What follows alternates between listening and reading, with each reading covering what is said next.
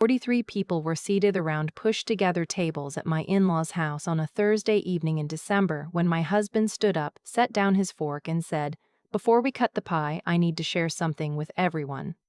The room had been doing that careful thing it always does at holiday dinners. Too much laughter, too many compliments on the green bean casserole. Conversation staying in the shallow end on purpose. My brother-in-law was at the far end of the table, still working on his second plate. My mother-in-law had her hand pressed flat on the tablecloth the way she does when she's managing something. And I was sitting very still, the way I have sat still my whole life, when something inside me was about to break, and I couldn't let anyone see it. My name is Cassie. I'm 32. I work as a contracts coordinator for a mid-size logistics company in Columbus, Ohio. The kind of job where you read fine print for a living, where you catch the things people assume no one will notice. I've been doing that since I was a kid, actually. Catching things, filing them away, saying nothing. My husband is the opposite. He's a civil engineer. He thinks in load-bearing structures and failure points. He does not accept that's just how it is as an explanation for anything. When we started dating 6 years ago, my mother told me I seemed lighter around him. I thought she meant happy. I think now she meant that he had already started carrying some of what I'd always carried alone. Growing up, my brother was the son our family orbited. 2 years older, effortlessly charming, the kind of person who gets forgiven before he finishes the apology. He was athletic, where I was quiet, loud, where I was careful. And our parents treated these differences like geography. He just naturally occupied more territory, and that was simply how the land lay. I told myself it was fine. I made it fine by becoming the one who needed nothing. When my husband and I got engaged, we spent 8 months planning our wedding. Booked the venue, a renovated barn outside of Columbus, 14 months in advance. Put down a deposit that wasn't refundable past a certain date. Sent save the dates. Built a budget in a spreadsheet so detailed my maid of honor called it a business plan. I told my parents on a Sunday afternoon in my mother's kitchen. She hugged me and called it beautiful. My father shook my husband's hand and said he looked forward to walking me down the aisle. My brother, who was also there, clapped him on the shoulder and said, finally, in the joking way he does everything. It felt like a beginning. 4 months later, my brother announced he'd booked a 10-day fishing charter trip to Alaska. Private guide, float plane transfers, a lodge that cost more per night than my monthly car payment. It sounded extraordinary, and the dates were the same weekend as my wedding. My mother called me about it on a Tuesday. I was eating lunch at my desk, half reading an email, and I picked up because I always pick up. "Your brother booked this trip," she said, bright and conversational, like she was telling me he'd gotten a good haircut. "Alaska. It's this whole incredible thing." I put my fork down. "What are the dates?" She told me. I sat with that for a second. "Mom, that's our weekend." "I know," she said, and then softer, like she was offering me something reasonable. "Could you and your husband look at maybe pushing it a month? The venue might have availability in October." I stared at my desk calendar, the one with the date circled in red marker that I'd been looking at every day for 8 months. "We have a contract," I said. "Deposits, everything is paid." The invitations went out. "Well," she said, and I heard the warmth leave her voice the way heat leaves a room when a window opens. "He already paid for the trip. It's non-refundable." I asked why that was my problem. She didn't answer that. She said she talked to my father. My father called 2 days later. He doesn't circle things. He lands on them. "You're making this into a bigger deal than it needs to be," he said. No greeting. He never wastes time on that when he's already decided something. "Dad, it's my wedding." It's a date on a calendar. Dates can move. 14 months of planning can't just move. Our vendor contracts can't move. He exhaled the way he does when he thinks I'm being slow on purpose. "Your brother is excited about this trip. He's been talking about Alaska for years." I understand that. He could have checked before he booked it. He didn't think you'd be difficult about it. Difficult. That word sat in my chest like a stone. I had been called difficult exactly twice in my life before that moment.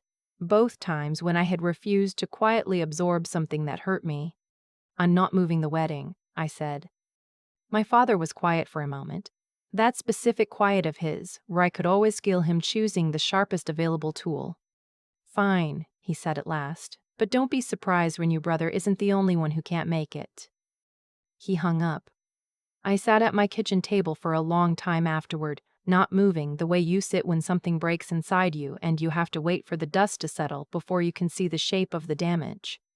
When I told my husband that night, he listened without interrupting. He does that. Full attention, no filling of silence. When I finished, he was quiet a beat, and then he said, "He already paid for this trip?" "Apparently." "That charter package, the float plane, the lodge." His voice was even. "That's not cheap, Cass. That's $10,000–15,000 easy." I shrugged in the way I've shrugged my whole life when my brother spends money none of us understand him having. "His credit card," I said, "or he'll figure it out." My husband looked at me, not surprised exactly, something more careful than surprise. "Do you remember the account your grandparents set up for you?" I felt something shift in my stomach. My maternal grandparents had died within 2 years of each other when I was in my early 20s. There had been an estate, paperwork, meetings I wasn't invited to but was told about in summary. What I'd been told was this: they had left a fund for me specifically, not for the family, not for my brother, for me, designated for what my grandmother had called a major life foundation. A house, a wedding, something that would let me start my adult life on solid ground. I remembered my mother saying the amount was around $40,000. I remembered nodding and feeling grateful and never, not once, asking to see a statement, because in my family, asking to verify something was the same as calling someone a liar. "I remember it," I said carefully. "Do you have any documentation, anything in writing about the account?" "My parents manage it, have always managed it." He nodded slowly. "Okay." He didn't say anything else that night. He got up and cleared the dinner plates, and I thought the conversation was finished. It wasn't. My husband does not do dramatic investigations. He does not confront people before he has facts. What he does, what he is genuinely, constitutionally built to do, is work a problem until the structure either holds or it doesn't. Over the next 3 weeks, quietly, he asked me to gather every piece of paper I had ever received from my parents related to my grandparents' estate. An old letter from a lawyer's office, a tax document I had signed without reading because my father had put it in front of me and said it was routine, a single statement from years ago with an account number on it. He looked up what he could look up. He made phone calls using that tone of his, calm, polite, precise, that makes people answer questions without realizing they've answered them. He didn't tell me what he was doing exactly. He said he was just checking something. I didn't push. One evening in October, about 6 weeks before the wedding, he sat down across from me at our kitchen table and turned his laptop around. "I found it," he said. I looked at the screen. It was a bank transfer record. Clean and official, the kind of document that has no feelings about what it contains. Amount $38,000. Transfer date 11 months prior, nearly a year before our wedding, before the trip was even booked. Recipient, an account in my brother's name. Memo, family support. I read it twice. Then I read it again, like the numbers might rearrange themselves into something that made sense. "That can't be right," I said. My voice came out strange. Flat. "It is," my husband said, quiet, steady.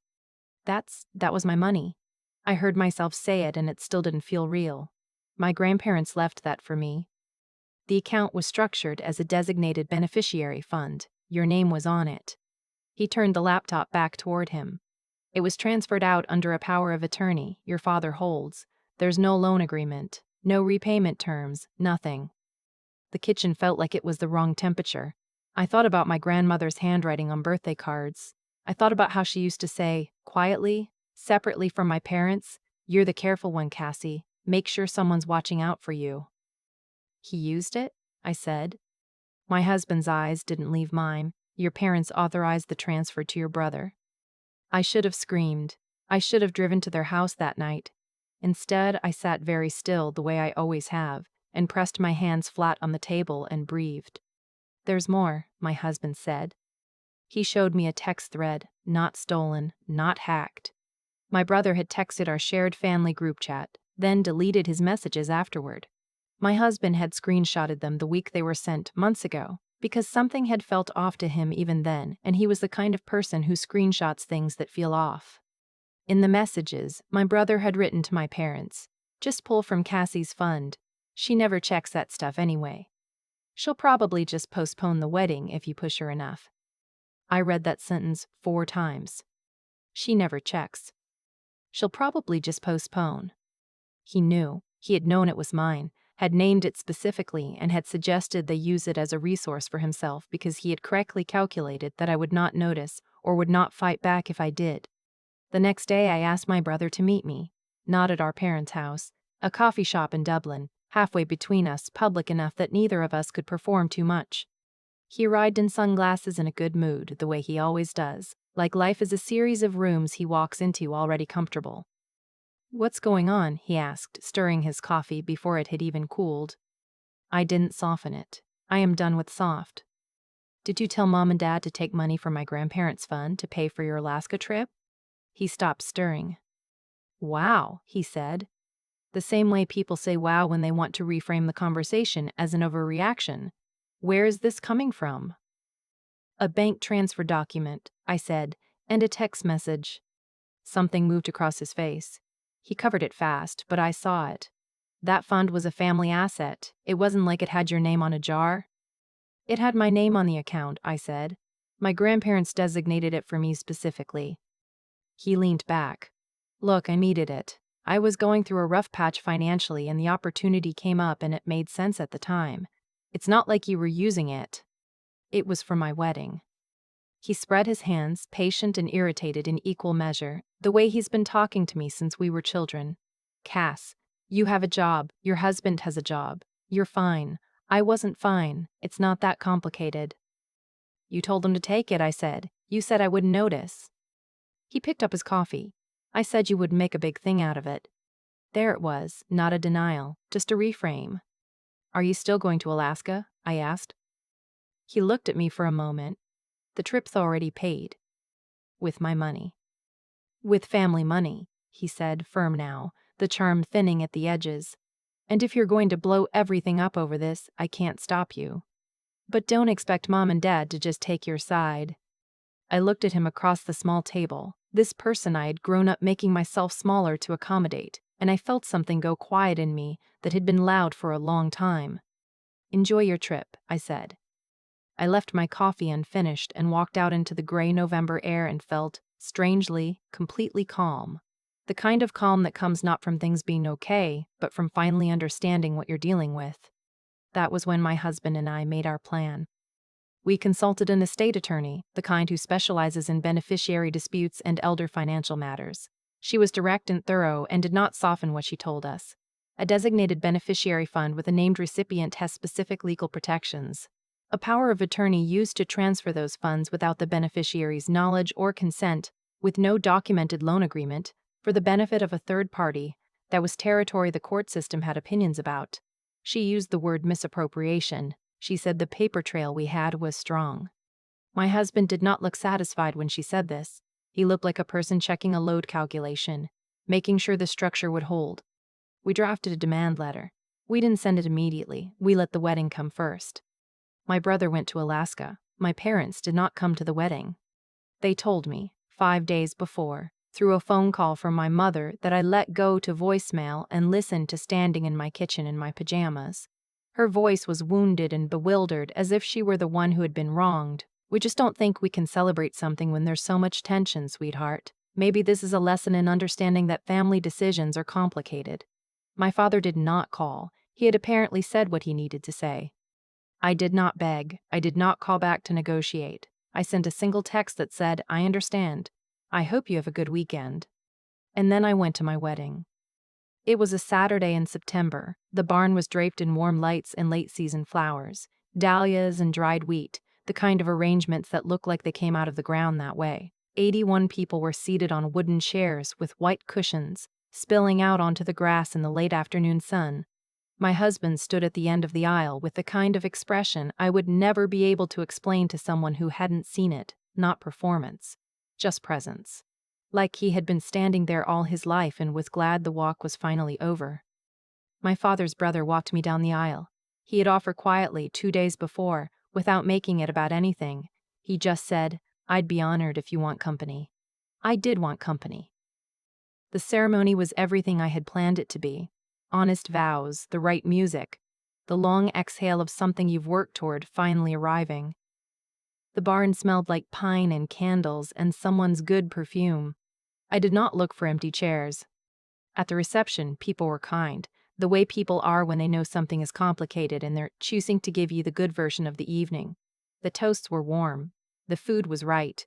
My best friend danced fably and joyfully, and it made me laugh until my eyes watered. Then my husband stood up. He didn't clink his glass. He didn't clear his throat for attention. He just stood, and the people near him noticed first. And then the noticing spread outward until the room was watching. "I want to say something," he said, "before we get to the dancing." He looked calm. Not the calm of someone suppressing something, the calm of someone who has fully decided. Some of you may have noticed that Cassie's parents aren't here tonight. I think most of you are too polite to ask about it, and that's kind of you. But I don't want tonight to have a shadow on it that nobody names. So I'm going to name it. The room went still. Forks down, conversations closed. Cassie's grandparents left her a fund when they passed away, designated specifically to help her build her adult life. A wedding, a home, a foundation. $40,000 approximately. He paused, quiet enough that I could hear someone near the back shift in their seat. 11 months ago, that money was transferred to her brother's account. There is no loan agreement. There is no repayment structure. It was used to fund a vacation. He let that sit. Cassie's parents knew. Her brother knew. She did not. A sound moved through the room. Not quite a gasp, more like a collective sharp intake that people tried to suppress.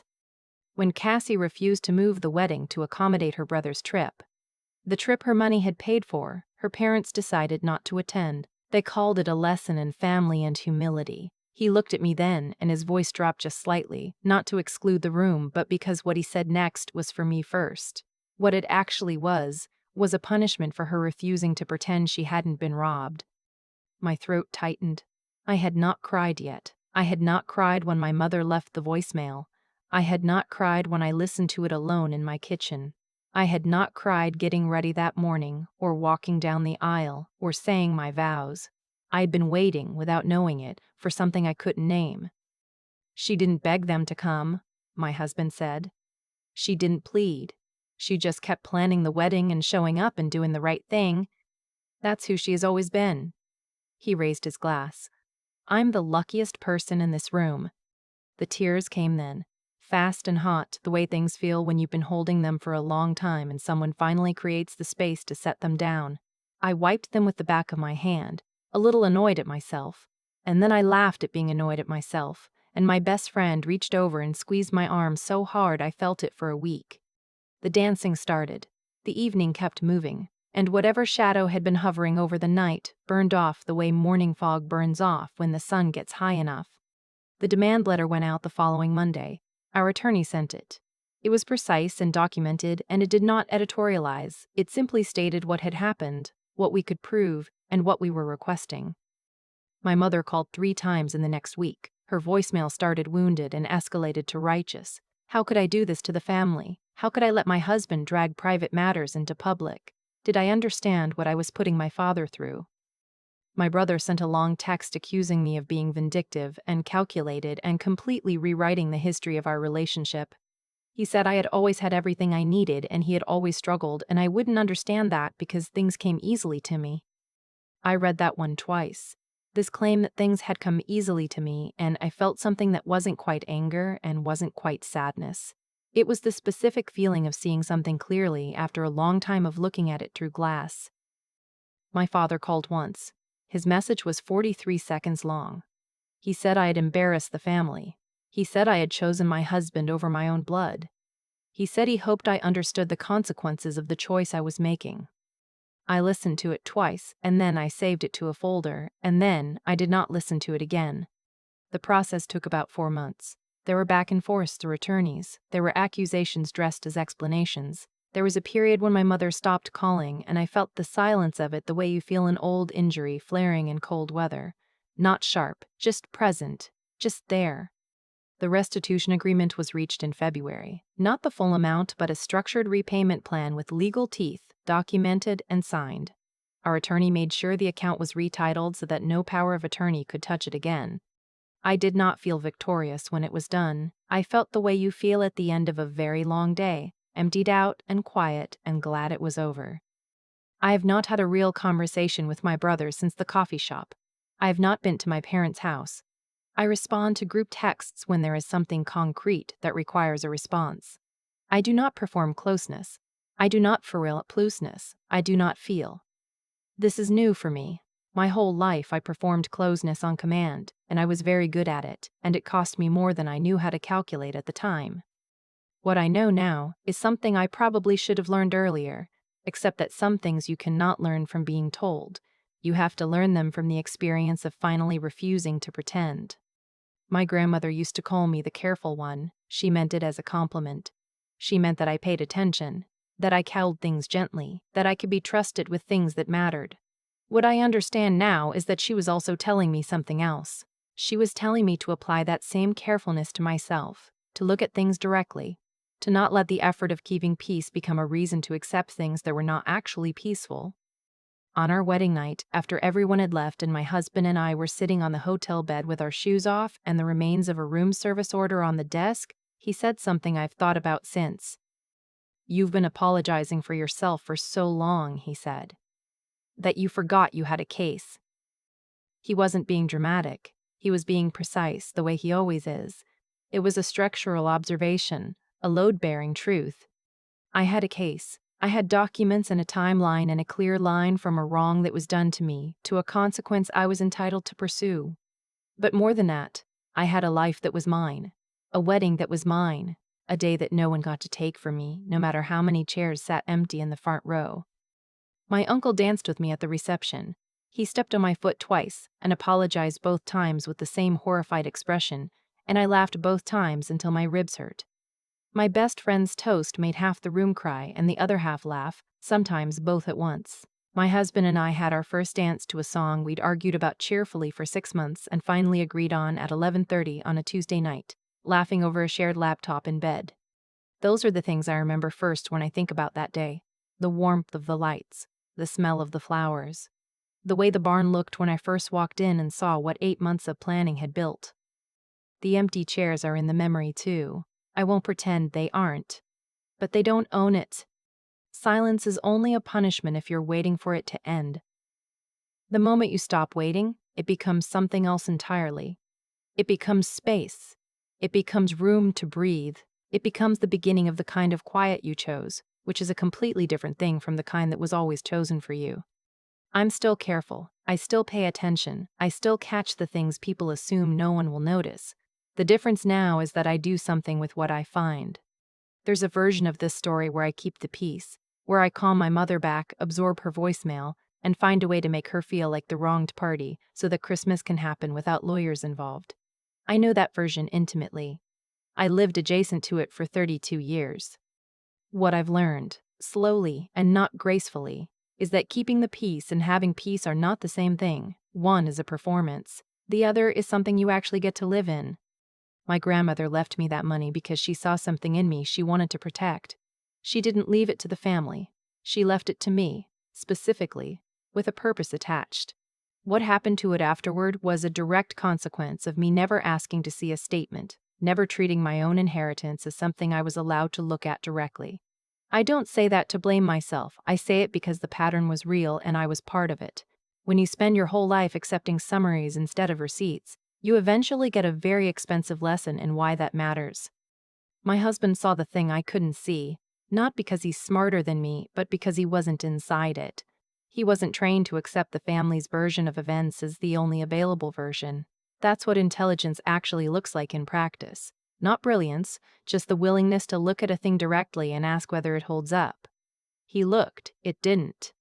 And then he did something that took a different kind of quality entirely. He stood up in a room full of people who were being politely careful around a difficult subject, and he named it out loud. That is not a small thing. It would have been easier to let the evening pass without incident, to save the legal process for Monday morning, and let the wedding be just a wedding. He chose not to because he understood something I was still learning, that silence, when it protects a lie, is not kindness. It's just a slower version of the same damage. I think about what it cost him to do that, not socially. He's never particularly cared about that kind of cost, but emotionally, standing up and exposing the people your wife grew up trusting is not a clean or comfortable thing to do. It requires you to be willing to make things harder before they get better. That's its own kind of courage, the ordinary, undramatic kind that doesn't announce itself. It just does the next right thing. I am still careful. I still pay attention to details. I still read the fine print. What's different now is that I apply that carefulness to my own life with the same rigor I've always applied it to everything else. I ask to see the statements. I read the documents before I sign them. I don't accept its routine as a reason not to look. The fund my grandparents left me is retitled now. The repayment agreement has legal teeth. My parents cannot access it. That outcome was not luck. It was the direct result of three things that happened in sequence: my husband's willingness to investigate rather than assume, the paper trail that existed because someone, years ago, had done the work of documenting things properly, and my own decision, finally, late, but still, to stop treating my discomfort as a reason to stay quiet. My uncle stepped on my foot twice on the dance floor at my wedding. He apologized both times with genuine horror, and I laughed until my face hurt. That moment is as much a part of that day as anything else. The barn lights, the flowers, the vows, the room going silent, and my uncle looking absolutely devastated about my left shoe. None of that would have been possible if I had moved the date.